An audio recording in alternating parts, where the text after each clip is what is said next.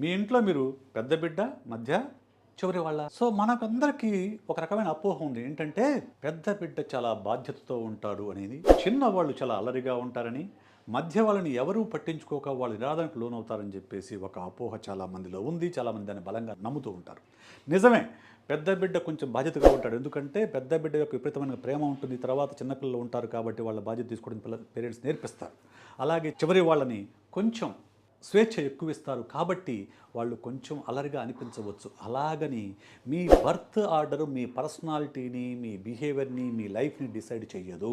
So మీరు ఏ birth ఆర్డర్లో పుట్టినా కానీ మీ పేరెంట్స్ మిమ్మల్ని ఎలా ట్రీట్ చేశారు, మీరు ఎలా పెరిగారు, మీకెంత స్వేచ్ఛ ఇచ్చారు, మీ చుట్టూ ఉన్న ఎన్విరాన్మెంట్ ఎలా ఉంది, ఇవన్నీ చాలా చాలా ఫ్యాక్టర్స్ మీ యొక్క పర్సనాలిటీని, మీ యొక్క బిహేవియర్ని డిసైడ్ చేస్తాయే కానీ మీ బర్త్ ఆర్డర్ మాత్రమే కాదనే విషయాన్ని గుర్తుంచుకోండి.